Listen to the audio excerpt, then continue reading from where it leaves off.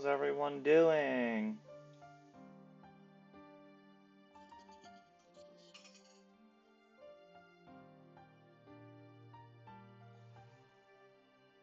Zoom game.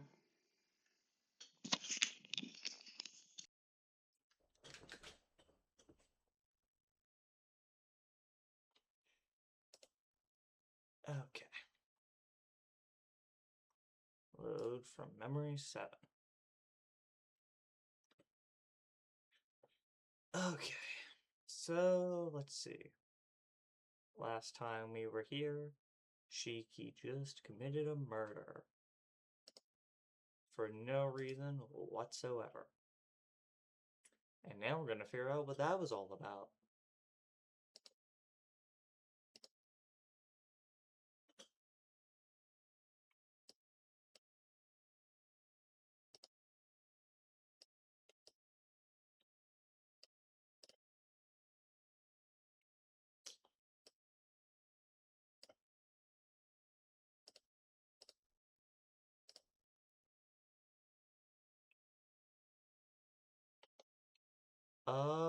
Let's see.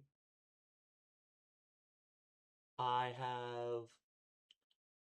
So the first model I made for Yokai Watch, that was based off Jubanyan. Let's see. I I need to check, but I know I made another one for my video journals. This model I created for this game, Tsukihime, and let's see. I don't think I have any others, but I'll give me one moment to check.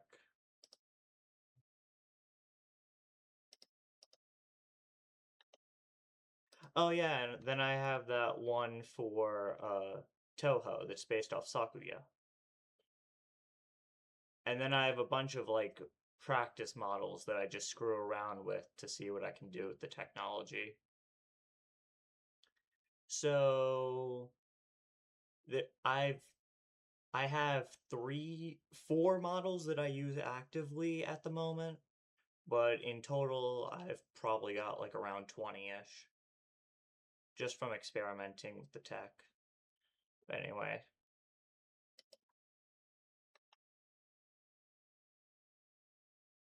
okay, it's good to see you, Saguaro. Anyways,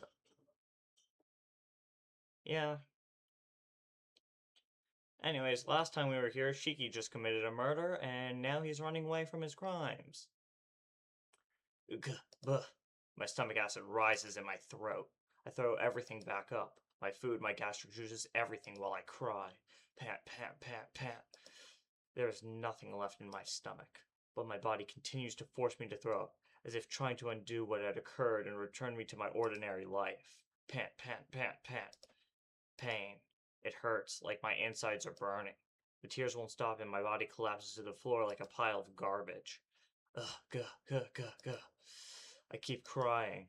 I killed someone. I killed her without reason, without mercy. Like breaking apart a doll. What was it all about? Why I felt like that? Why I killed her? Even now I can't find a reason. It's a lie. No, it's too odd to be true. That thing that just happened to me might not be real. So this is just one of those dreams I have when I faint. It's a lie. Besides, how can someone cut apart someone else like that with just a knife?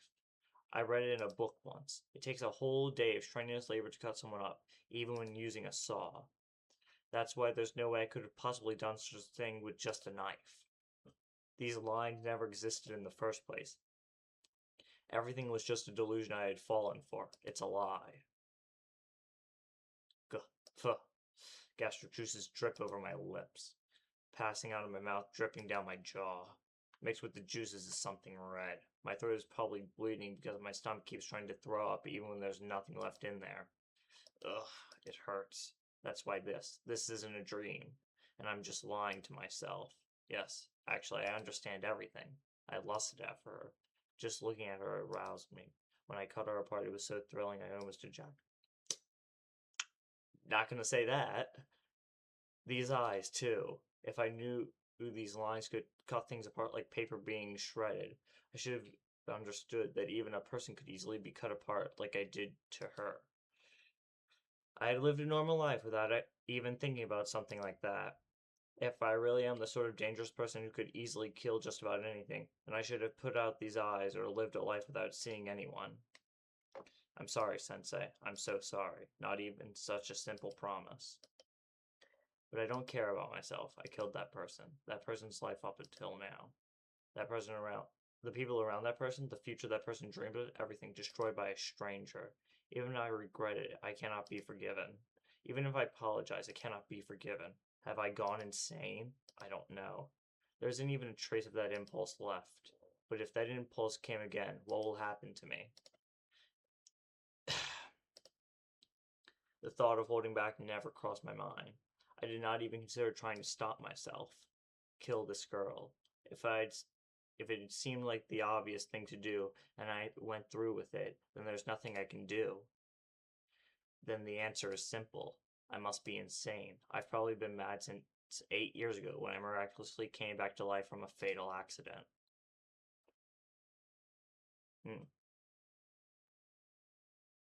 I'm cold. The sun has gone down without me noticing. What time is it now? I can't tell. My eardrums are filled with noise like a static TV. Static, static, static. The sound doesn't stop. It's terribly cold. If I stay still, sitting down on this bench like this, I think I'm going to die. Static, static, static. I don't feel anything.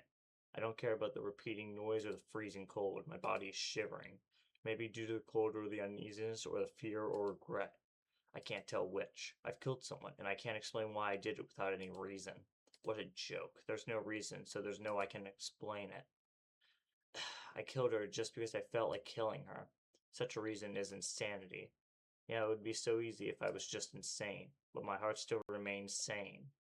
And it's only because I'm still sane that I can feel this numbness. Static, static, static.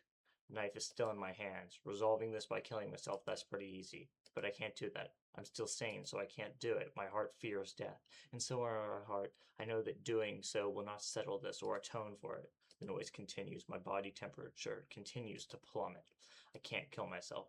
But if I leave things as they are, I'll disappear. Maybe that's for the best. Even if a killer like me survives. If I just quickly die. Like this. Tono-kun? Suddenly my name is called. I raise my head. There's Senpai. It feels like decades since I last saw her. What are you doing sitting out here in the rain? Rain? Ah, I see. That static noise up until now was the sound of rain. No wonder it's cold. I can see now that I'm completely soaked and freezing.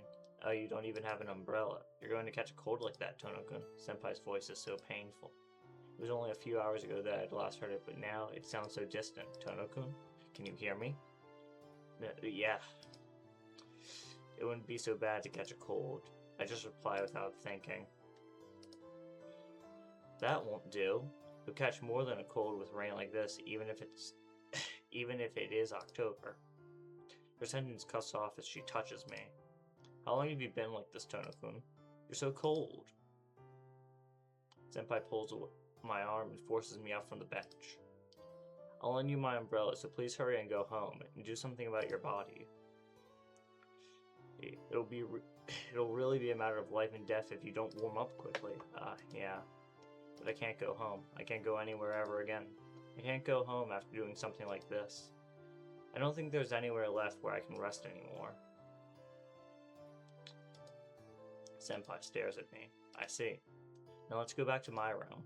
It's closer than your house, so it's perfect. Senpai pulls me by my arm.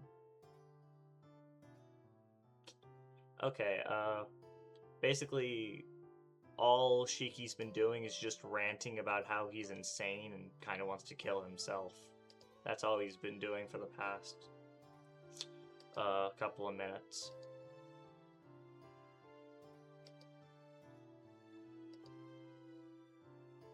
Anyway, how have you been, Saguaro Cactus?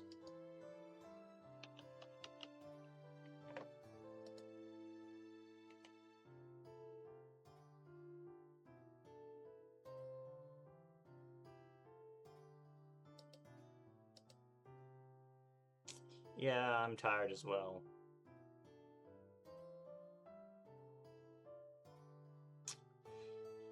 Anyways, let's get back to reading this. I can't shake her off. I can't think about anything at the moment, and Senpai's warmth is the only certain thing in this world where everything feels numb.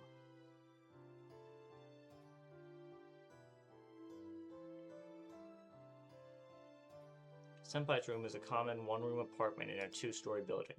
Just one really small, cramped room the size of 6 tatami mat and one kitchen. As one might expect from Senpai, the room is a neat one. That trivial fact relaxes my numb nerves just a little. Here, please wipe yourself with this. She hands me a bath towel. Sorry, I don't have any clothes that fit you. Please just bear with this for a while. I'll go prepare something warm for you to drink right away.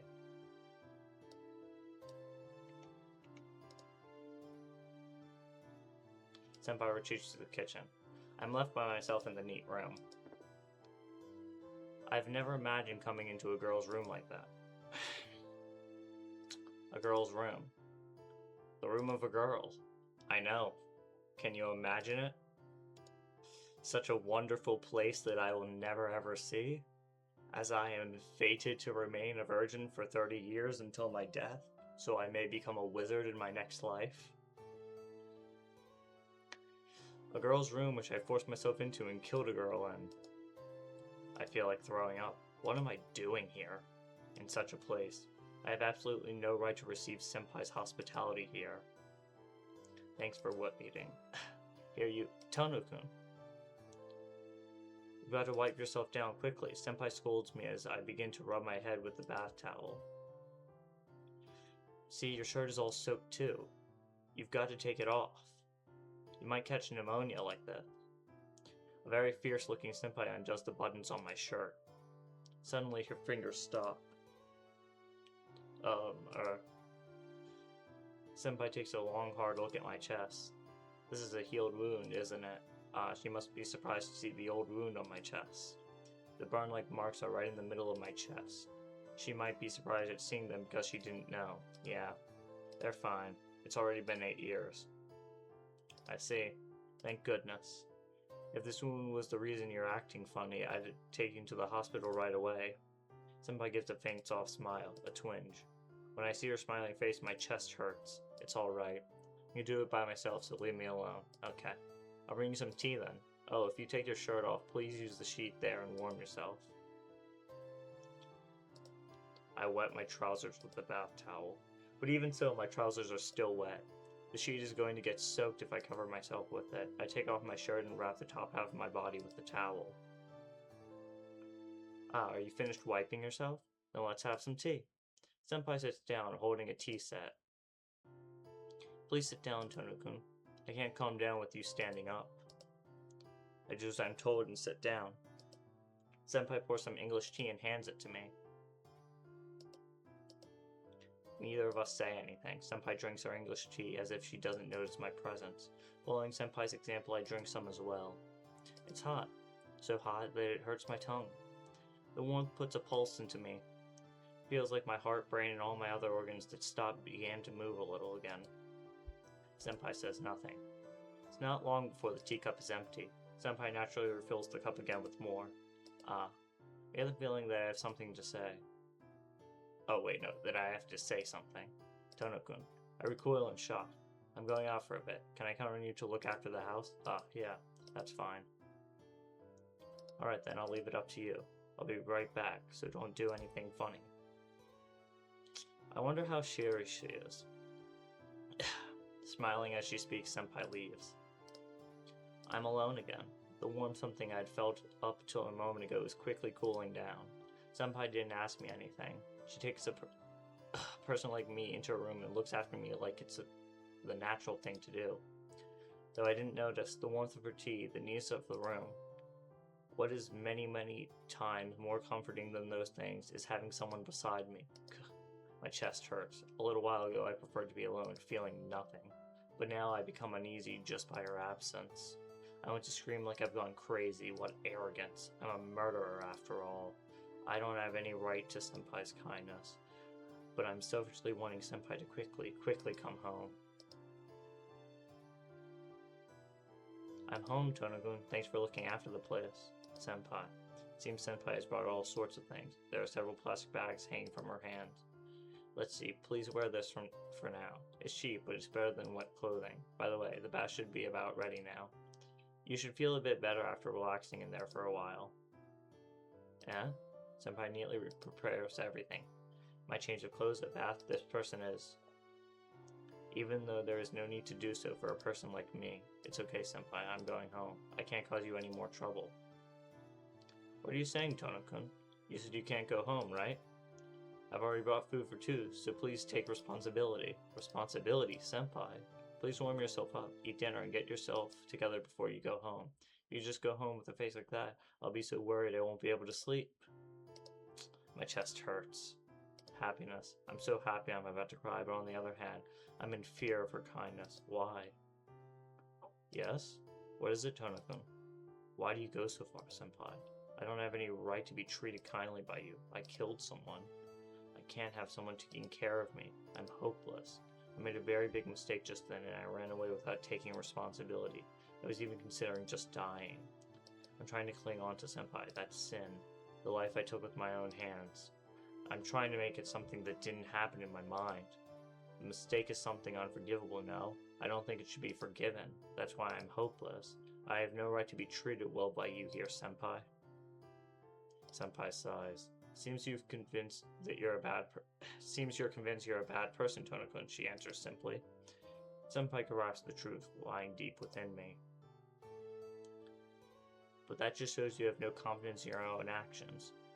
You know that you made a mistake, but you don't understand whether it's good or bad. That's why you have no choice but to drive yourself into a corner until things become clear to you. Now that's... I don't know, but yeah. I'm taken to the fact that I didn't yet. That I did it, yet I still don't understand why. I've killed someone, and that makes me a bad person. Maybe I've just been forcing myself into the role of villain as I try to confirm where my sin lies. I don't know what your mistake is. And to put it bluntly, I don't care. You say you have no right to kindness, but that's just your point of view. I'm not being kind to you for your sake, so please don't worry about it. Well, I mean, I'm doing this because I want to. It has nothing to do with your circumstances. It may be a bother to you, but please just think of yourself as having been caught by a mean-spirited senpai and give up. Oh. Well, I think CL's my favorite character now. Besides Arihiko. Arihiko was always number one. You can't change my mind. Saying this, Senpai smiles. That soft, protective, faint smile. I can hear the sound of rain. In the end, I couldn't shake off Senpai's kindness after all. She let me use the bath and prepares pajamas for me. She treats me to dinner and lends me a bed because it's raining outside and I'm about to go to sleep like this. My throat feels blocked. Senpai is taking care of me so much my senses feel numb. During dinner, she spoke cheerfully like she always does. She raised all the usual topics about school, about the many shops in the business district, and so on. And although I couldn't give her even one proper answer, every time I responded, I felt a little bit of myself coming back. Right now, I'm sleeping in Senpai's bed and can't stop thinking about Senpai who's sleeping on the floor. What a turn of events. I killed someone only hours ago, and now I'm getting excited like a normal student. My senses really do feel numb. I didn't think I could ever be showered in happiness like this ever again. I can't sleep, so I just look around. I don't know what I should do next. I can hear the sounds of the downpour outside. Sorry. You're gonna be late tomorrow if you don't hurry up and sleep, Tono-kun. Senpai, you're awake? Yes, I can't sleep until you do. I am a girl, after all. I'm sorry. I'll sleep in the kitchen then. Oh, how many times do I have to tell you? You've got a cold, so you can't sleep in a place like the kitchen. It's alright, so please just hurry up and forget your unpleasant thoughts so you can go to sleep. Unpleasant thoughts. That's impossible. That's not something I can forget. It's something I shouldn't forget. Whatever the reason, I killed someone. To forget about the person I killed would be a sin deep beyond imagination. No, I can't just gloss over my sins, Senpai. I can't forget about them and I won't try to. But thanks. You really helped me with all sorts of things today. I really might have died if I stayed like that. That would be running away. If I really think I had made a mistake, I shouldn't deny it. Sins, you say? It seems like your mistake is something unimaginable for me. Senpai speaks in a cheerful voice like she's telling a joke, but there's no such thing as a human who doesn't commit sin. It's not like the world is divided into sinners and the innocent. As long as you're alive, you'll make mistakes. It's sad, but it's unavoidable. To live is to be worn down. We are only beings who influence other things while we fade away ourselves. What? And you're saying we're beyond salvation? I don't like that story about how everyone makes mistakes. Yes, I guess we can't be saved if that were the case. But you can atone for your sins. There are only people who can and who can't and cannot atone for their sins. I think those beyond salvation are those who cannot atone for their sins. For some reason, Senpai's voice sounds very sad. But you can atone for your sins, Tsunokan. I don't know what kind of mistake you made, but you're the kind of person who can atone for your sins. If you're too worried to sleep, then just think about how you intend to live and atone for your sins from now on. It's a really hard thing to come up with, so your brain is sure to tire out and you'll fall right asleep. I don't know how serious she is, as she seems to be throwing jokes into the mix. I can't atone for my sins, huh? But Senpai, my mistake is definitely one that can't be atoned for. That's something I can say for sure. That's right. No matter what form it takes, sins cannot be atoned for. If you injure someone, the sin is not gone even if you heal the wound, is it? No matter how hard you try, you can't erase the mistake you've made.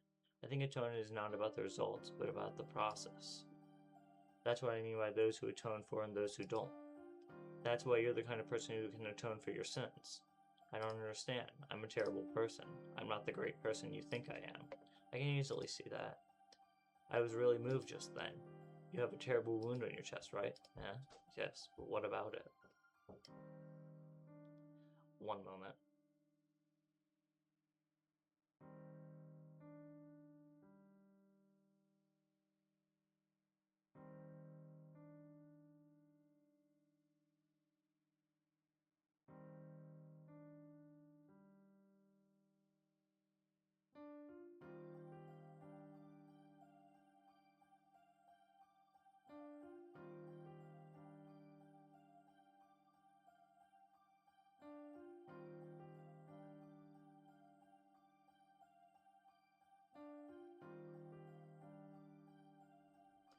Sorry for that, a relative was having some problems finding something. But I am back. So where was I? Yes, but what about it? You must have had a serious accident to get a scar like that. Scars tend to distort your mind. A wound that size which doesn't disappear is a little out of the ordinary. But you're a very natural person. Anyone with that kind of wound who can lead a normal life can be proud of his own strength. You must have a very proper childhood. Satisfied, Senpai concludes her musing and falls silent. I can hear her even breathing if I strain my ears.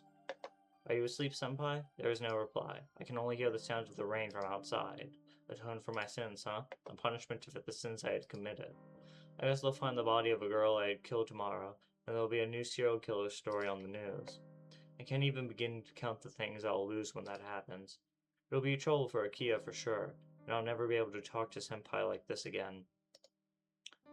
But if it would atone for my sins, then I have no choice but to accept it. If I can atone for my sins with that, then there might be salvation somewhere. Yeah. I feel a little sleepier. I don't know about tomorrow. I don't know. But if I can be forgiven. Until the moment my sin is discovered, until the moment I'm confronted with my sin, I wish I could keep living this kind of life. Shh.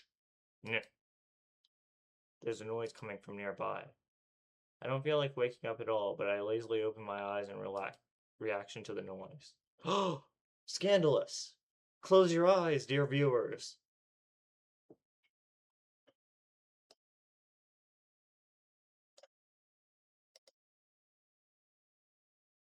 Hopefully this works. Shh! You saw nothing. This is a wholesome say-so stream, where nothing scandalous happens whatsoever.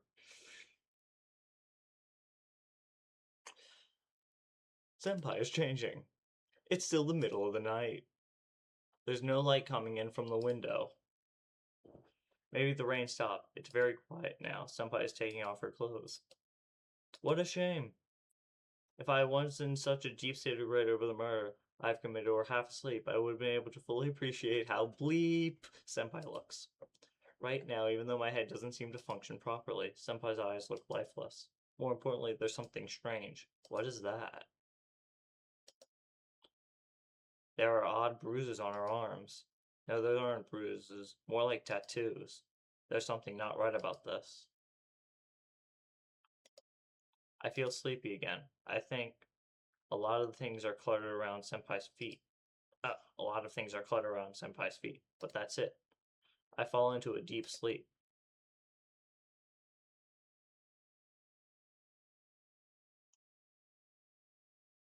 Are we allowed?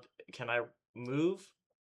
I'm gonna move, but if anything not say so happens again, I will protect my young viewers' eyes.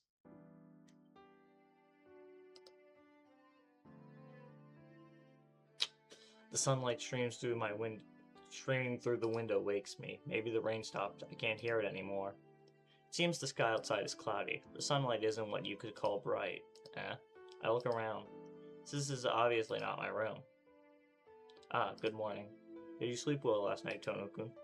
Ah, I remember now. This is Senpai's room. I had borrowed her bed for the night. Yeah, good morning, Senpai. Feeling extremely embarrassed, I hop off the bed. Sorry about yesterday. I caused you all sorts of trouble and... Yes, you owe me one, Senpai replies with a smile. How do I put this? She seems very mature. Anyhow, thanks. I'll be going home now. Oh, really? It's barely 6 o'clock, Tono-kun. Yes, but I didn't get permission to stay the night away from home yesterday, so if I don't hurry back to the mansion, there's no telling what a Kiao will say. Ah, your little sister? Well, I've already called her, so it should be okay. Senpai delivers her earth-shattering statement with a casual air. What, you called my house, Senpai? Yes? I thought it wouldn't be right if I didn't contact them about you staying over. Is that a problem? Well, I'm at a loss for words. Seal Senpai calling my house means a girl has called my house saying Tonokun is staying over at my place. That's, well, yes, it's a problem. A big problem. If Akia had been the one who picked up the phone, she's going to think I'm some kind of playboy. Given the severity of the Tono household, I don't even want to imagine what would happen if she found out about that sort of thing. Tono-kun, did you really hate staying at my house that much? Ah, no, that's not it. It's just that my house is really strict. It's definitely not because I don't like you, Senpai. Or should I try to explain the misunderstanding? Senpai closes her eyes sadly. Is it because I caused her so much trouble last night? I feel so bad when I see her make an expression like that. I'm telling you, that's not it. I'm really grateful to you, Senpai. Feeling much better now, and if you hadn't been there for me last night, I don't know what would have happened to me. Yes, you're right. You look like you're back to normal now. I don't know what happened last night, but I'm glad you're feeling better. Suddenly, Senpai gives the biggest smile anyone could possibly give. I was just joking. Even I wouldn't directly call your house. I asked you knew we couldn't to call your house and tell them you were staying with him last night. There should be no problem with that, right? Yeah, that should be no problem. That was kind of a mean joke, Senpai. I thought my heart was going to stop. Yes, I'm actually pretty mean. Pick on the ones you like, right? Ones you like? That means... But it's true that you should go home early. Please hold on for a sec. Senpai rummages around in her drawers for something. Here you go, Tono-kun. It's a little gift for you. Saying that, Senpai hands me an old-looking ring.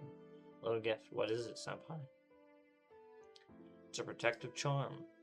And a marriage proposal. You seem to be dangerously spaced out a lot, so please hold on to it. Ah, yes, I'll take anything that's given to me, but already. I'll take good care of it. Accepting the ring, I put it in my pocket. Alright. I'll see you at school. Senpai sees me off with a smile. But that smile is one I might never see again. The woman I killed might be found already, and police might already be at the mansion. But I can't run away from it. All I can do is thank Senpai and return to the Tono mansion. say the results first. The mansion is as it always was. Ah, welcome home, Shiki-san. As I enter the lobby, Kawako-san greets me with a smile. Yeah, I'm home. Kawako-san? Do you want breakfast? I'll have it ready soon, so please wait in the sitting room. Akia-san has just finished hers. Kawako powders off towards the sitting room. It's too peaceful. Maybe they haven't found the body yet. For now, I head towards my own room to change. Zoe is in my room when I return. Good morning, Shiki-sama. Seems you have returned. Yeah, just now. Listen, Hisui, do I have a spare uniform? The one I'm wearing now is soaked from yesterday's rain. I understand. We'll have one prepared immediately. Hisui bows and silently leaves the room. After changing into the uniform Hisui brings me, I head towards the sitting room. At just a point looking at Kia is sitting on the sofa in the sitting room. Oh, good morning, Nissan. It seems you have returned. Akia's voice contains tones filled with blame. Yes, morning. You look kind of grumpy this morning, Akia. Yes, I was unaware you spend the night elsewhere quite often. I am more astounded than angry. Akia glares at me. It's true I spend the night somewhere, so I can't argue. Well, I suppose there was no helping it if you weren't feeling well. The one called Inui-san is your friend from middle school, isn't he? Yeah, I see, so he was the one who called you. Suddenly I feel uneasy. Just what did he say when he called my house? Besides, even if you have to leave school early, you could have just called me and I would have sent a car to pick you up. I don't know why you're so reserved, but you're the eldest son of the Tono household, Nissan. Please use everything at your disposal. Besides, your body is weaker than that of a normal person. Oh yeah, I left school early yesterday. To collapse from anemia, just by getting soaked from the rain. Are you not feeling well, Nissan? Shall I have the family doctor examine you and send you to and from school in a car from now on? I see. So that was the reason I was supposedly staying at Arhiko's house. It's nothing for you to worry about, Akia. I go to the hospital once a month like I'm supposed to. Taking me to school by car is just going to dull my body even further. There's no need for you to be that sensitive about my body, but I'm glad you're worried about me. Tsundere and his sister. That's not true. I'm not worried about you at all, Nissan. Akia totally avoids looking at me. All she needed to add was a baka. Anyways, where were we? Like I said, that's gonna be my new catchphrase. It's going to be John Doe followed by, anyways, where were we? Shiki-san, it's ready. I can hear Kawako-san's voice from the dining room. Right, so I'm gonna get some grub. Oh, Nissan, please refrain from talking in such an unrefined manner. Akia shoots me a sharp glare. You're acting normally again. That's how you should be, Akia. You don't have to worry about me, so just relax. You're so persistent. I'm not worried about you, Nissan. Akia quickly looks away. Looking at her with a faint smile, I go to the dining room.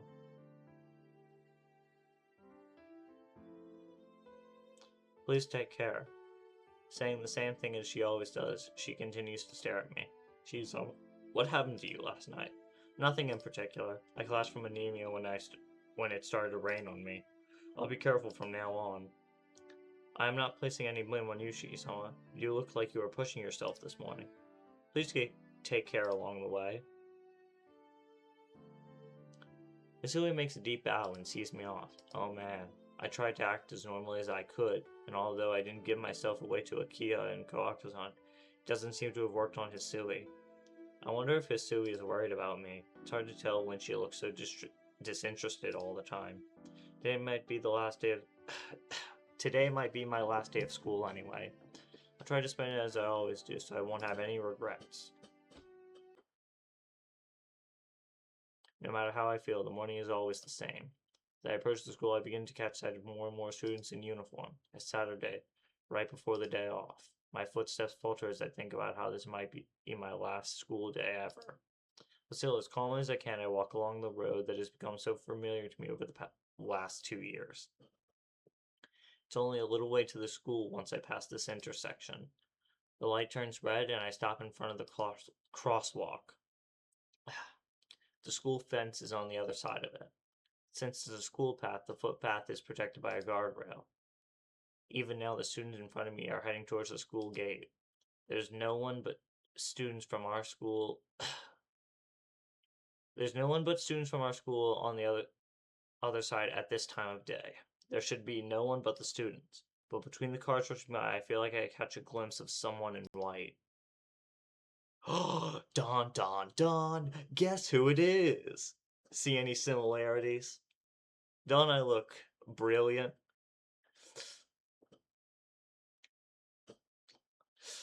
Just saying. I look fantabulous. Well, she is there, dressed in white with golden hair down to her shoulders, long slender brows and red eyes. I've seen her only once before, but there's no way I could mistake her for someone else. But that's impossible. I killed her myself yesterday, cutting her into pieces. The light turns green. The students around me walk towards the other side. I'm the only one amongst them who stands there stunned. She sits there on the guardrail, her legs swinging idly, as if she is waiting for someone. I can't tell how long she's been waiting, but her expression isn't a grim one. Who is she waiting for? She fidgets restlessly, as if she were waiting for her lover. I have a bad feeling about this. The girl in white looks over in my direction. It's probably nothing more than a coincidence. She's just a stranger who looks like her. She must be waiting for someone else. If not, then this moment must surely be a bad dream too. After all, I have completely and utterly killed her with my own hands.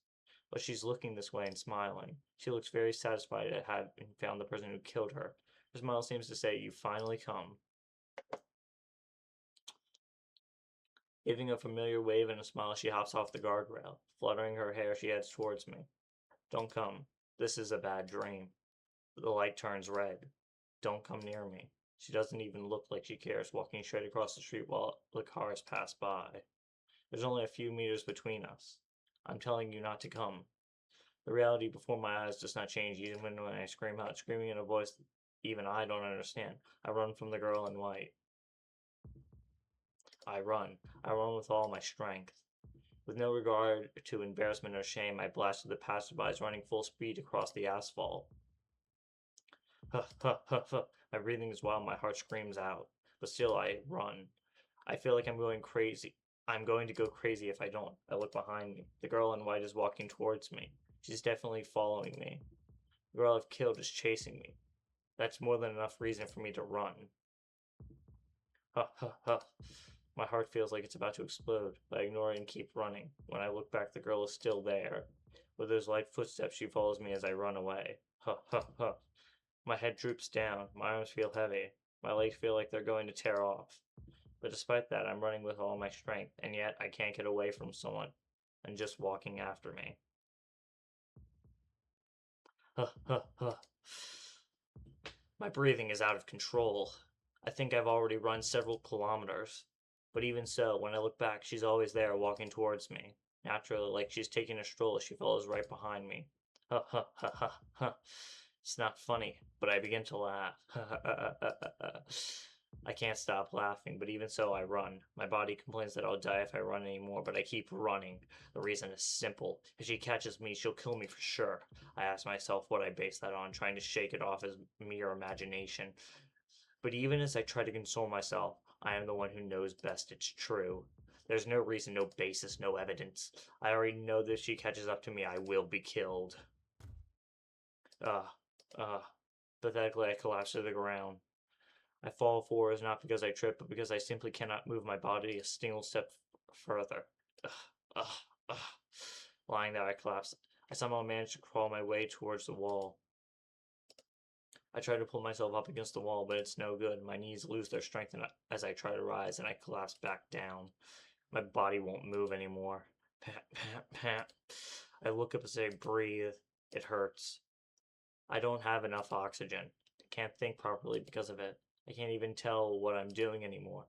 I don't know why I'm doing this. Why? Why? I don't even know why the girl I've killed is alive. Unmistakably, I've utterly and completely killed her in the most final way imaginable. So why? How can she be waiting for me in front of my school, smiling? I'm sure I killed her. That's right. I'm sure I killed her. I'm sure I killed her. I'm sure I killed her. I killed her. So, why? Oh, is the chase over already? With light footsteps, she comes into the alley, shrugging her shoulders in disappointment. Hello? You really gave me some trouble yesterday. With a warm smile, she comes into the alley. I've got to run away. So thinking, I retreat only to hit my head against a concrete wall. The chase is already over, right? This is a dead end, after all. There's no need to worry about anyone coming along or interfering. She smiles, looking very happy. Panicking, I look around at my surroundings. A desolate alley. I'm just disgusted at how stupid I am. To run away here is like asking her to kill me. It's been a long time. 18 hours since then. I finally found you. She takes another step into the alley. You. What? Yes. I'm the girl you killed yesterday. I'm glad you remember. That's gotta be a lie. There's no way that can happen. Don't be ridiculous. Dead people can't be alive. That's true, but there's no need for you to be so surprised. I just revived, that's all. With that curt response, she takes another step, the sound of it reaching my ears. The distance between us is gradually decreasing. Revived? Stunned, I repeat her phrase back to her. Revived. You mean some doctor saved her with some surgery? Don't be stupid. There's no way any human could revive from being cut apart like that. Yeah. Then again, I'm not human. Huh? Her words are so simple, there's no way I could have misinterpreted them. I'm not human. That's what the girl in front of me said. You're not human? Geez, isn't that obvious? Do you think there's a human being out there who can revive after being cut into pieces? There's no way a human like that could exist. Something like that is just a monster who looks human. Something that revives even when killed. Something that death is irrelevant to. Something that quickly returns to normal and starts moving even after being cut apart, being cut to pieces, isn't something you can call human. No way. That seems to be the girl right before my eyes. I try to laugh, but my throat is so dry I can't. What the hell is that? It's not exactly a funny story. Besides, there's too many things in the story that aren't funny. Because definitely, if she's not human, it explains why she's alive even after I've killed her. I start to calm down. This is a situation where I've got to observe everything and to think it over. You said you're not human, so what are you? Me? I'm called a vampire. But in your terms, I'm a monster who lives off human blood. That's good. Vampire is at least something I can easily understand. I see. You're a vampire. She smiles in satisfaction to indicate her assent. What a crazy reply. I've heard that vampires can't walk around during daytime, but I guess that's a trivial matter right now. So what does this monster want from me? For some reason, she recoils as if surprised. After a moment, she puts her hands on her hips and looks at me, irritated. Have you forgotten what you did to me yesterday? Even though you didn't know me, you cut me apart the moment we met. Oh, 100%, Saguaro. I would also let a vampire bite me. What are the downsides? I get superpowers, immortality conditionally, and depending on which vampire universe, the only downsides would be one, I would probably have to serve the vampire. I get it, Saguaro, you're horny, but for us, other people who aren't quite as horny as you are, Saguaro, it's about the superpowers, and the only downside is, if you're not in the Twilight universe and you get bitten by a vampire, you, can't go out in the daytime. But, is that really so much of a downside? Okay, so you can only go out at night. It's not the worst thing ever. There are way worse, consequences that you could have. But anyways, even though you didn't know me, you cut me apart the moment we met. You gotta be pretty used to this to ask me what I want with you now. She looks more disgusted than angry, but right now that's how I feel too, because someone I've killed is complaining to me about killing her. Hey, are you listening, murderer? Yeah, I'm listening. Sorry, couldn't you shut up for a moment? I'm reflecting on how unlucky this is, even for me. Sheesh. I have the worst luck. There was a girl I wanted to kill for no reason, and I killed her on pure impulse. I agonized over it in deep despair, and even though I firmly decided to atone for my sins, the one I killed appeared out of nowhere and says, "Oh, I accidentally clicked." Ha ha. Can't help but laugh. It's not all bad. If a person I killed has come back to life, then that means I haven't actually killed anyone, right? Well, I suppose the fact remains that I killed someone, but she's still alive. That's something I should honestly be happy about. Yeah. With this, I should be able to get back to living my normal life. A normal school life. Just like I did up until now. Well, in exchange, I might have to be cornered by this strange person. But you might argue that it's a heck of a lot better than becoming a murderer. Okay, I've calmed down. If you've got something to say, I'll listen. Complaints, grudges, whatever. Talk all you want. Yeah, I've got a whole lot of things to say to you. But you're weird. I'm just taking everything in right now. You could say I've built up resistance to weird stuff like this. I don't think it's much it's of much help in this case, though. She stares at me. It isn't malicious. It's strange. I thought that to get someone back when they got you was... I thought that to get someone back when they got you was one of the common laws of the world. Then she should be trying to kill me, but... What are you staring at? You're here to get revenge, right? Then... Yeah, I guess I'm supposed to kill you back in theory. I'll kill you if you really want me to, but otherwise I'll pass for now. It's not very efficient that way. She stares at me head on. So, are you sorry? Yeah? I'm stunned for a moment. The things she said are so out of place. I'm asking if you're sorry for killing me. I'm thinking about forgiving you if you are, you see. Besides, I get the feeling that you're a pretty bad liar for a human. Sorry? Me? Yep. If you apologize to me, then I'm fine with that. This is unbelievable. What's so unbelievable? Not that the person I killed is forgiving me, but her voice sounds so kind. Hey, you have to give an answer when people ask you seriously, you know? Come on, hurry up and answer. We can't get on with things until we make it clear whether or not you're sorry. She is angry. I'm sorry? Am I sorry, she asks? That goes without saying. Yeah, I regret it. No matter what the reason is, I did kill someone, without mercy or reason. I killed just for myself. I do regret the fact that I killed someone, but more importantly, the person I killed was you, and so, it's a lie that it's alright if she's alive. It's a fact that I killed her. It's the ultimate violation, the greatest violence possible, so you can get your revenge on me. As it was only natural you'd come here, you'd be here for revenge. I hang my head mumbling like I'm confessing to someone. I see. You're not a bad person, she smiles, despite calling herself a vampire. She has a very honest face. I've decided. I'm gonna make you help me. Yeah? Help her? What is she talking about? Hey, what do you mean by helping you? It's simple.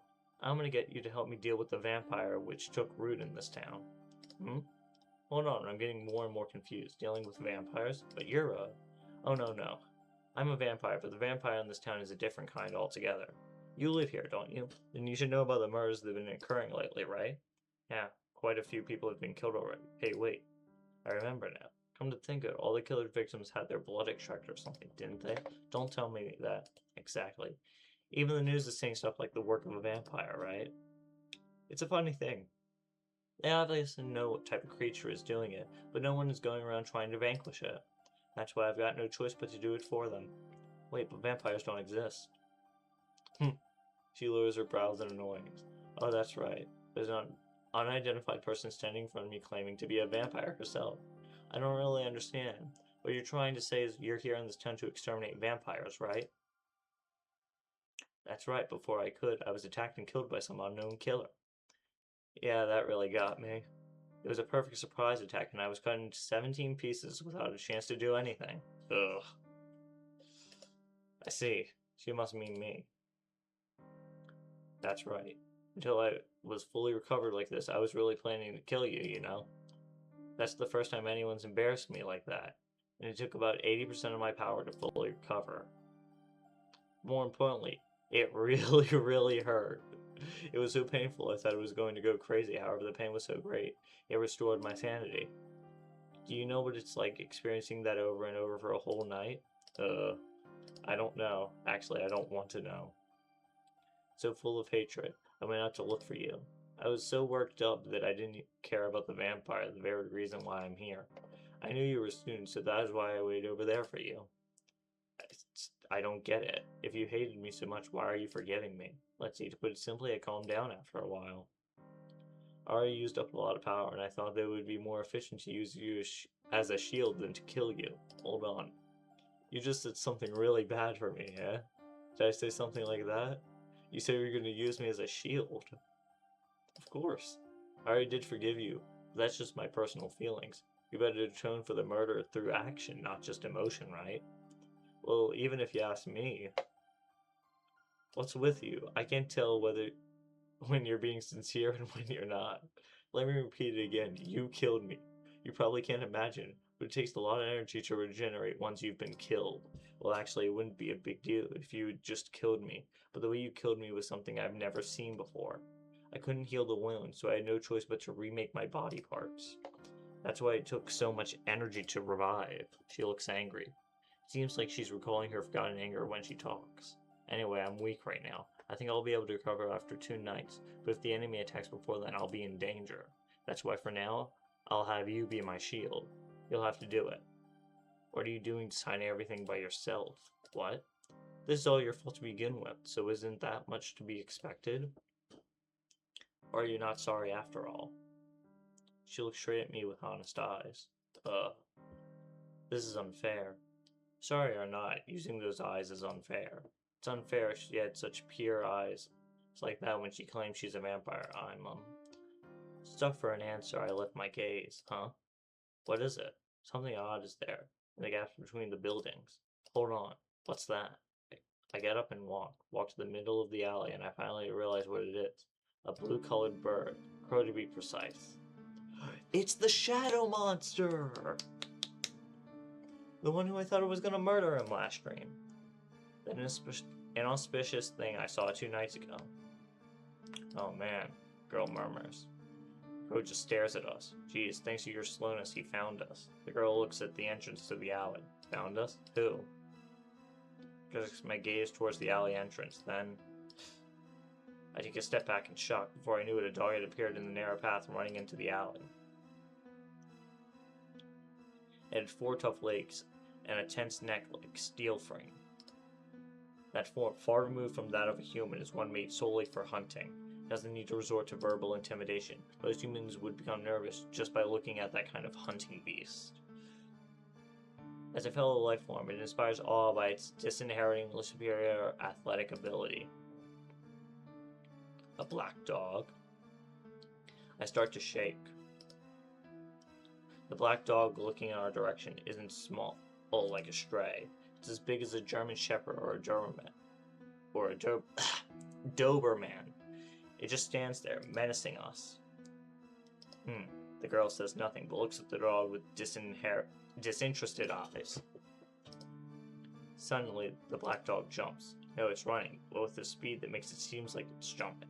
I can't do anything. The black dog jumps straight for my throat. I can see it. I can see its black body moving towards me, but I don't even have time to think about dodging it. Thud. Feel a shock in my body. Ugh. I was hit hard from the side. It's not that black dog. It seems the girl pushed me before it could crush my throat. With easy movement, like someone throwing a ball, she hurls me into the wall using just one hand. With a terrific wham, I fall on my rear. Why, you? What in the world are you doing? Never mind that. Keep your eyes in front. The girl yells. I look, having lost sight of me. Its target, the black dog, bounced towards the wall. Sticking to the wall like a lizard, it jumps again. It bounces from the wall towards me. The dog's path is like black lightning. Hey, that's the name of a superhero. It's too fast. I can't react. The black dog opens its mouth, filled with teeth and saliva. This time it clamps down towards my windpipe. Gah. I close my eyes. The dog's teeth sink into my throat. And in that instant, the dog lets out a yelp and releases me. That's impossible. The black dog lets out a scream and leaps straight up. There's nothing there but nothing. But nonetheless, it flies high into the sky by itself. Just like that, the black dog, after going several meters into the sky, makes a stream and falls back down onto the concrete. No, perhaps more accurately, it was hit into the concrete. What was that? Jeez, you just made me waste more of my energy.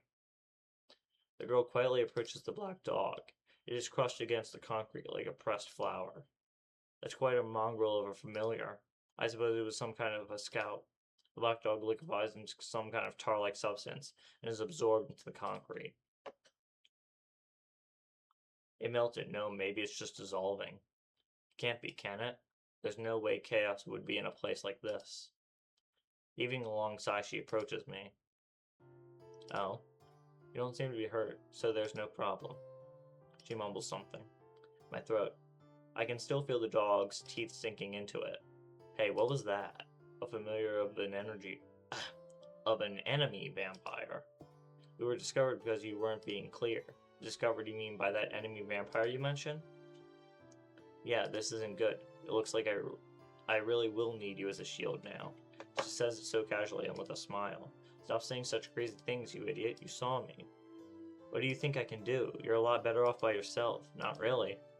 With the powers I just used to protect you, I really am empty now. What? What in the world? I'm grateful she helped me just then, but still, I can't do it. I can't. I don't have the power to drive away something like that. Sorry, but I can't even be a shield. Liar. You killed me. Why would you lie after doing something like that? That was something I don't even understand myself. No. Look, I can't do it. I'm just a normal human. I can't help you. Not true. All you have to do is keep watch while I sleep. That's it. You can do that much without any problems, right? That's... She looks straight at me. Somehow those eyes are making me weaker. Okay. Make a save game right now. I'm going to go get some water, so... While I go get some water, please deliberate amongst yourselves on which one I should choose. I'm probably going to go with the I'll cooperate. But there's 3 options, so... Give me one moment to get some...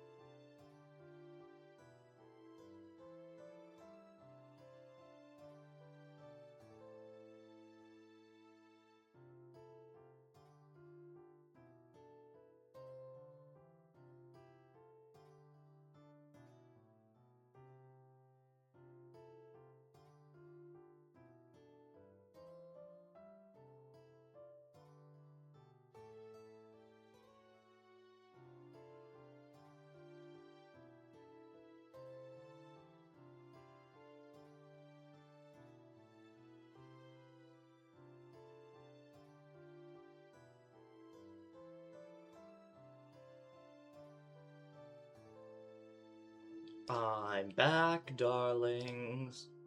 And yeah, you make a pretty good point, Saguaro. She probably will just kill me.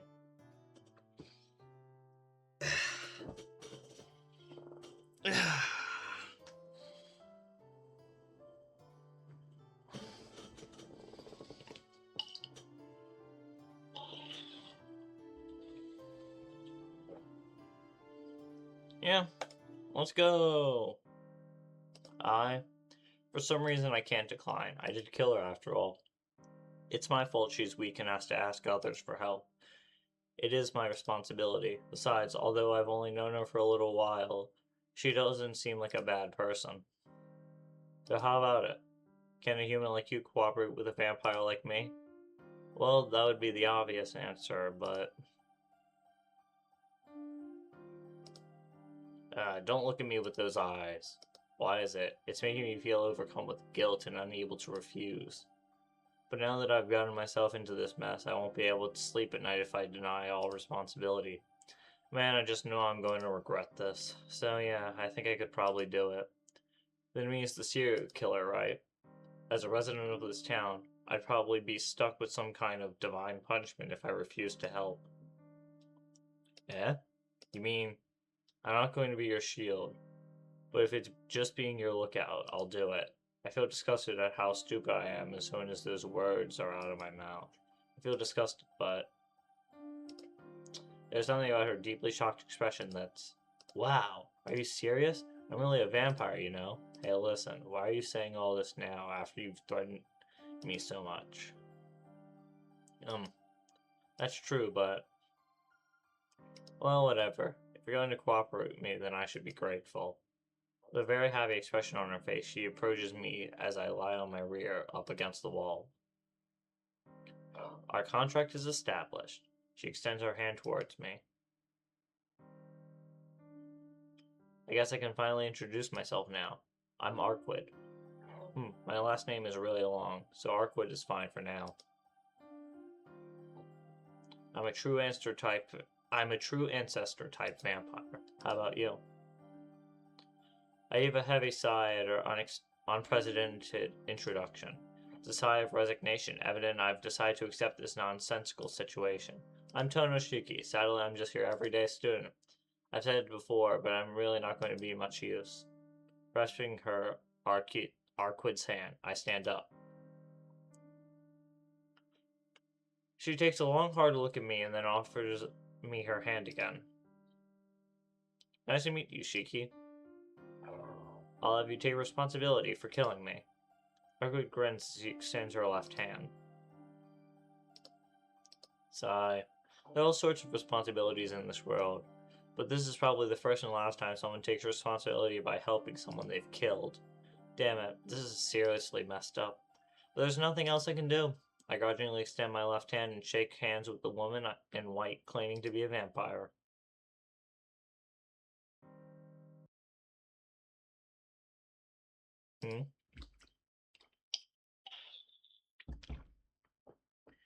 As we walk out of the back alley, Arcueid, knits her eyebrows and gives me a suspicious look.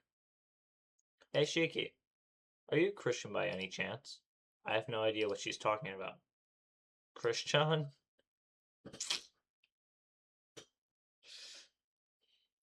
Yep. My Lord and Savior, Jesus Christ.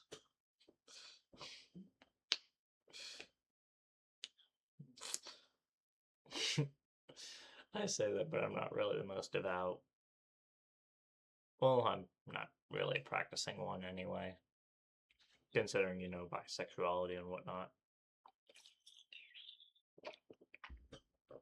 Yeah, but where was I? What's with that question all of a sudden? I don't know any girl who's got a name like that. I see. I must have misunderstood. After seeming to have made a decision, she turns towards the office district. Okay, let's go. We gotta find a safe place for now. Arcueid begins walking. Okay. There's no I can back out now. Sighing, I follow after her. This is a pretty nice room. I have no problem spending the night here. Arcueid looks around the hotel room. I've got nothing to say for now. My room has probably already been discovered, so let's hide out here for the night. Oh yeah, you don't have to worry about money. I'm rich, so I'll treat you. Speaking cheerfully, Arcueid closes the curtains. She also turns off the light and the room becomes as dark as night. I sigh. What are you thinking, Arcueid? I'm thinking about all sorts of stuff. No, that's not what I mean. I'm asking, why you've rented a high-class hotel, not a cheap one, and why you've rented out the whole top floor. I heard her say this, but I stopped. Right now my job is to guard the so-called vampire and nothing more. I'm not going to ask any useless questions. No, forget it. Do whatever you like. You're weird, Shiki. Suddenly getting mad and going silent like that. Just don't get you. Arcueid lies on the bed, smiling like she's having fun. I'm going to sleep until the sun sets. You better rest while you still have the chance. Vampires don't move about in the daytime, so you'll be on guard for real during the night. Do you realize you've just said something that contradicts your existence? Oh, it's alright for me. Oh, I guess it's almost my limit. Good night, Shiki. Wake me up when the sun sets. Hey. Like a machine whose power's cut off, Arcueid suddenly falls asleep. She's so defenseless. Right now I could run away if I wanted to. She did force me to come with her after all. I could easily run away now. And I don't have that impulse anymore, but I haven't killed you once yet. How is she able to suddenly fall asleep despite that? I look at Arcueid's face as she sleeps on the bed. Her not saying that rises and falls. That's certainly choice words. It looks like she's breathing, but her body isn't moving at all. It's like the air around her has stopped. So tranquil even I might stop moving. What a peaceful slumber. A kind of defenselessness, as if she has absolute trust in me, even though we've only just met. She's so stupid. She's so stupidly honest I might start to worry. But aside from that, this is a turning point. This may very well be the point of no return for Tanoshiki. Can't leave her alone. We've already agreed on that. I did promise after all. No matter what it was I promised, I can't break it. Arcueid is sleeping. Her face is pale white, like that of a sick person. Arcueid said she's weak. She said she was at her limit just a while ago, so I don't think she considered what I could do after she went to sleep. The room is quiet. I'm on the 11th floor, the top floor. Since she rented out the whole floor, there are no other guests here. The only sound is Arcueid's breathing. When I see her like this, she really looks nightmarishly beautiful. That white smooth skin and that silky light blonde hair. The soft lines of her body and those long eyelashes that look like swift brush strokes. A perfect body down to even the small details, the like of which I've never seen before. No, to be more precise, the kind I would never have seen in my entire life. Vampire or not, Arcueid is a girl. I have to take responsibility for the fact she's so weak right now that she falls asleep instantly like she just did. You have to take responsibility for your own deeds. A part of my childhood education makes an appearance in my head. Sensei even told me, my eyes are strange, so they would in turn attract strange things. Then I should be prepared to take responsibility. At the very least, I should keep my promise and protect her for tonight. White. The kind you see when you wake up. That color calls some nostalgic memories to my mind.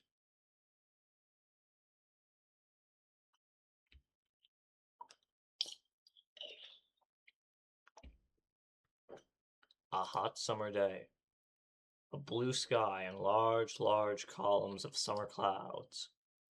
The scenery slowly wavers in my head. The scenery slowly wavers in the heat. The voice of cicadas. The sound of cicadas. Chirp, chirp, chirp, chirp, chirp, chirp. Cicada shells are lying in the clearing. As if the sun is right by my side, the clearing is roasting. Hot midsummer's day. As if the entire world became a frying pan. Wah, ooh, ah, wah. Wah, ooh, ah, wah. Wah, ooh, wah, wah. Akiha is crying. Akiha, who would always obediently stay close behind me, is brimming forth with tears. A child lies collapsed at her feet, soaked in blood, killed. The corpse of a child about my age, cast off cicada shell. My two hands are red with the blood of that collapsed child. Shiki. The adults are coming. The falling child is still dead.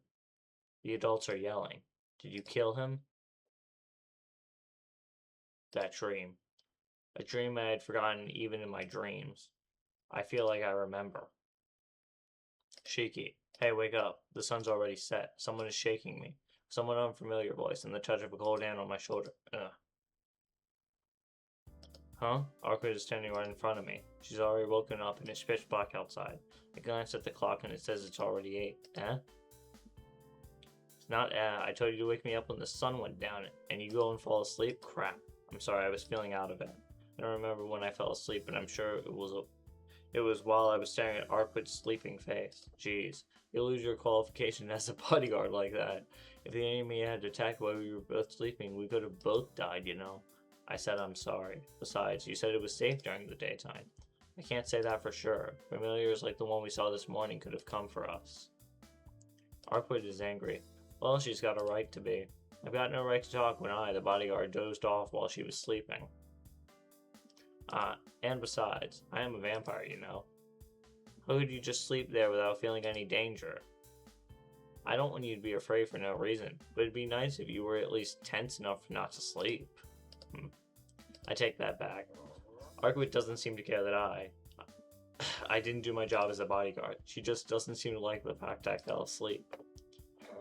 I can move my body a little better and wake up only to find you sleeping there happily. You looked so vulnerable, I was seriously starting to feel uneasy that I might have the dignity befitting a vampire. You don't. You have so much dignity that you've been copied by a VTuber on the internet, which is why we're twinsies now. Look at us. Practically identical. Well, I don't think she has much dignity. Shiki says it himself. You were just as vulnerable yourself. I killed you once before, remember? You can't guarantee I won't do it again, can you? Arcueid gives a surprised look, as if she only just realized it. Now that you mention it, you're right. I wonder why I did that. I guess I just had complete confidence in you since we spoke in the alley.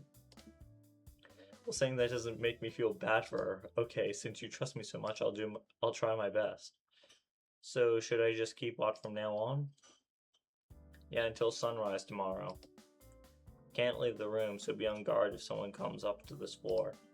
Be on guard, huh? Being on guard is going to make me no good if one of those black dogs from this morning comes for us.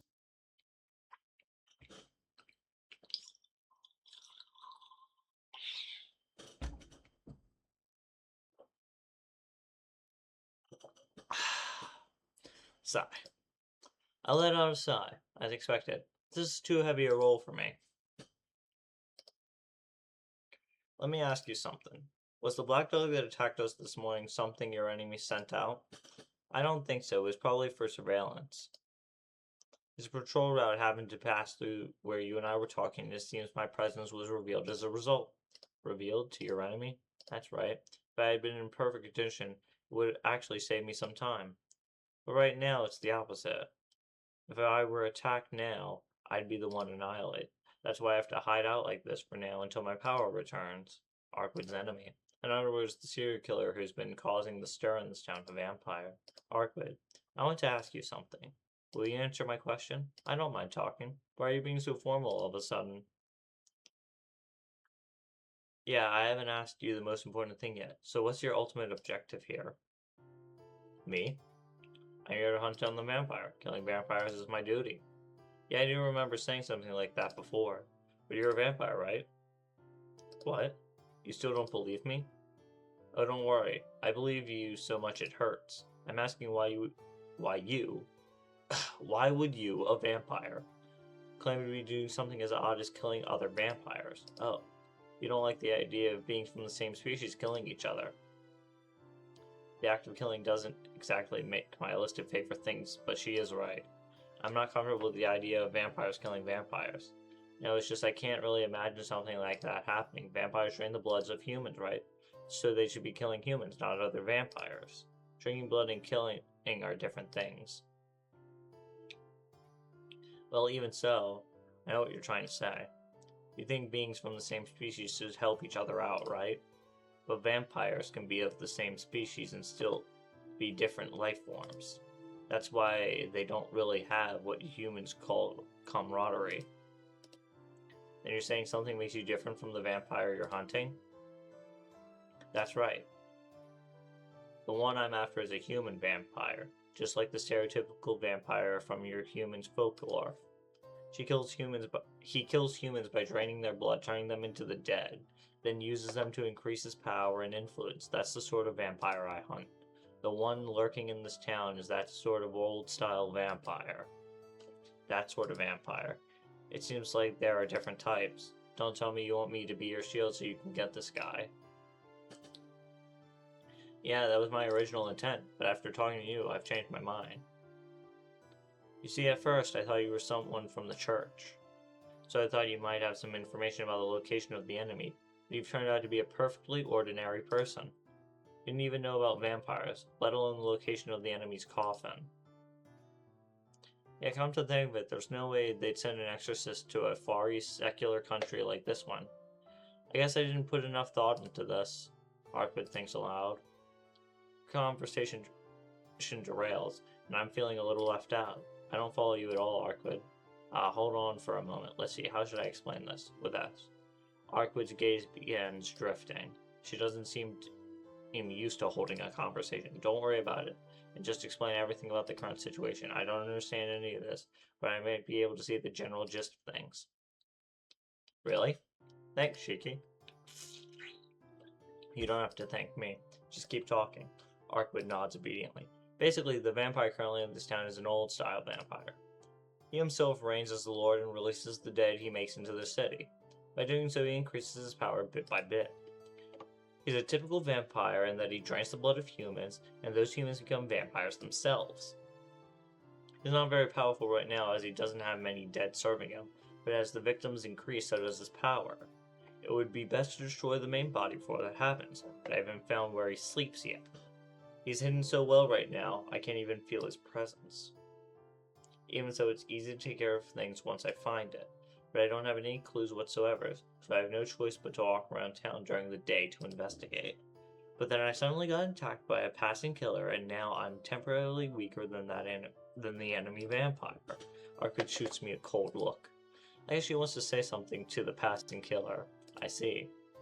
I kind of understand the situation now. So in other words, some evil monsters are based in this town and you're here to eliminate them. Since you didn't know where they went, you went looking for them, and that's when I killed you. So now you're weakened and hiding out while you recover, is that about right? But simply, I think so. The next is the main topic. You casually call yourself a vampire, but I still don't really understand that term. It's obvious that you're not a human, that much I can see, but I don't get the feeling you're a vampire either. That's true. I'm a little different from the type of vampire you know about. Indeed. I hadn't considered that vampires even exist at all, let alone a vampire like you. So what makes you different? Arcueid thinks. Yes, I suppose it might be helpful to teach you a bit about us. Alright.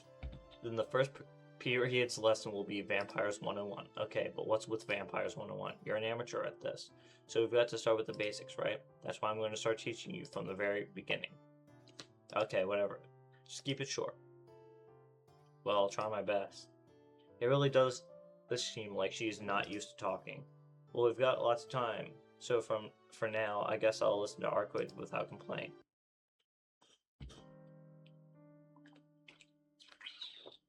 Although we're typically called simply vampires, we're divided into two main categories. Those who were vampires from the start and those who become vampires. The former are called true ancestors and the latter are called dead apostles. The ones you call vampires are the dead apostles. They drain the blood of humans and turn them into their slaves. They're weak against sunlight, and you can vanquish them with a baptism ritual. Our enemy is one of these dead apostles. It's gone from my enemy to our enemy. Well, I don't mind. She's not wrong considering the situation I'm in now. So you're saying these dead apostles aren't vampires from the start? What do you mean by that? Dead apostles were once humans. They obtained immortality through magic, or had their blood sucked by one of the true ancestors. Either way, the ones that became vampires become immortal, even though it's imperfect immortality. Those who were vampires from the beginning and humans who became vampires. What is this? I get a feeling that there's some kind of huge contradiction to all of this. It feels like there's some important important fundamental is missing somewhere in this theory.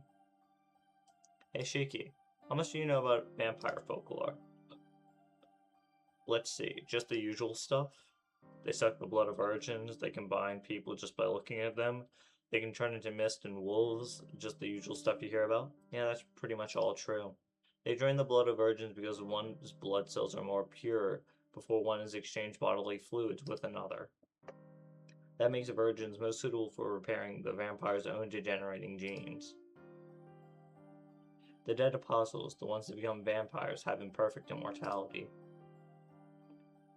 Since they became immortal, they won't die from old age. However, they need to replenish their energy frequently or they'll disappear. All living creatures need nutrients to be able to move, right? It's the same thing. It's just that vampires don't die from age as long as they take in the nutrients. Dead apostles suck blood because they need it to stay alive. Immortality is a strain on their original human bodies. The genes that compose their body are different. When they become vampires, they begin to degenerate at an incredible rate. To make up for that, they must drain the blood of others in order to absorb genetic information and stabilize their own bodies. To a vampire, drinking blood is not like eating, but it's the minimum requirement for them to continue to exist. This sounds complex and long. Can't follow the logic, but Arcueid nonetheless continues speaking. So moving on. The ability to bind someone with just a look is a type of mystic eyes. Eyes and words are both common types of magic circuits, so there are many vampires who have mystic eyes. We usually possess the mystic eyes of enchantment. We don't enchant people by looking at them, rather we enchant those who look into our eyes. A powerful vampire using mystic eyes can impose his own will into the brain of another and completely dominate their thoughts, but the mystic eyes of a dead apostle doesn't have that much power. What you call turning into mist is really just making a spare body and controlling it via the will. Once the body serves its purpose, you cut the flow of magical energy to the offshoot, and naturally, it returns to dust. Wolves and other animal transformations are the byproduct of a vampire repairing its damaged body from its familiars. For a vampire living a long time, stabilizing their body with normal lives is not sufficient. Humans are not fundamentally powerful animals, so it's more effective to repair one's body by absorbing beasts, as they surpass the human species in this respect. Vampires who repair their own bodies with beasts can return those beasts to their previous forms and use them as familiars when they need to. From what I've heard, there's even a 1,000-year-old vampire whose body is made up entirely of familiars. They say he contains 666 beasts within his body, or something like that anyways.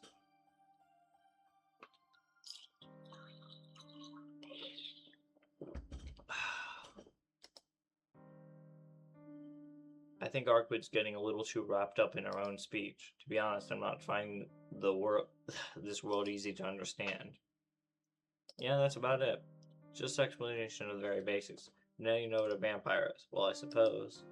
The reality of Arcueid being a vampire begins to feel harder and harder to accept. Now it's my turn. Actually, there's something important I forgot to ask you. What? You're not going to learn anything from me. I'm not a vampire or anything, just an ordinary student. Then let me ask you this, Shiki. How exactly did you kill me, huh? I'm asking about the method you used. I'm resisting against stuff like runes and Kabbalah. Yeah, Kabbalah. So those don't work on me. Hello, Hazel VTube. I'm doing quite good. How are you? The only thing I'm not resistant against is magic I've yet to experience, which is probably limited to ancient Shinto in this country and the treasures in South America. No, not even those could kill me that much. That's good. Yep. Has anything interesting happened as of late? No, not even Oh, wait, I already read that line. Answer me, Shiki. What kind of occult artifact did you use to incapacitate me to that degree? Occult artifact? What's that? Catalyst which stores ideas and history. Geez, you've got sacred treasures in this country too, don't you? Yeah, this game is pretty interesting.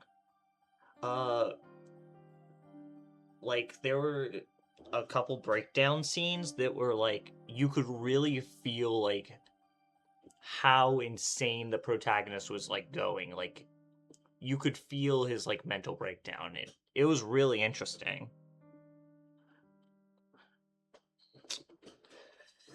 Currently, we're learning the lore about vampires and whatnot. Well, we just learned that. And now we're learning about how Shiki killed this girl because earlier. Yeah, it's Tsukihime, but this is the original version. There's the original and then the remake, which the remake's the more canon version, which is in line with all the other stuff that has happened as of this series. But I was able to find this version of the remake free, so because I couldn't find where to purchase it. Yeah, Type Moon's a really good series. Like if you've heard have you heard of like Fate Stay Night and Fate Grand Order? Like this is part of that same general series. This one's about vampires. And this is a vampire he quote unquote killed earlier in the story. Though he didn't succeed in it. Let's see. I've played the first Yokai Watch game, a bit of Toho. If you don't know what that is, it's a shooter game, and Yokai Watch is an RPG. Uh, I played high school. I forgot what it's called. I Let me check my. I've played a couple games. I can't recall all of them off the top of my head, but I mainly play RPGs. This is the first visual novel well, this isn't the first visual novel I've played on my own, but this is the first one I've been playing on stream. Thank you. I made it myself using uh just some basic. Yeah, I made it myself.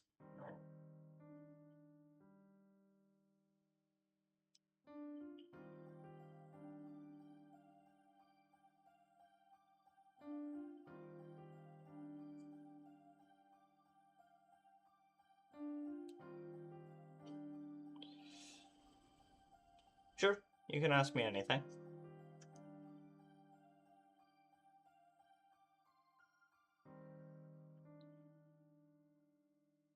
While you're typing that, I'm just gonna continue to read the next few lines.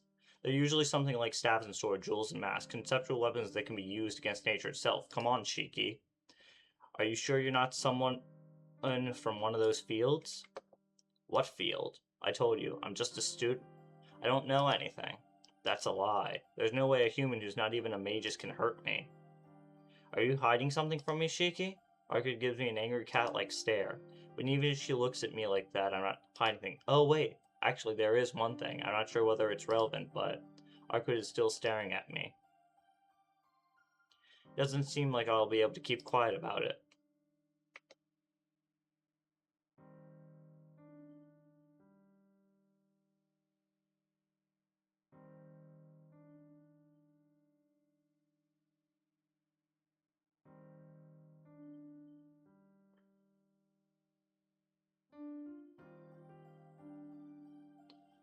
Sure, sometime out of stream. But I'd rather keep business separate from stream at the moment. So, send me like your Discord or something, and I'll see if I can reach out to you.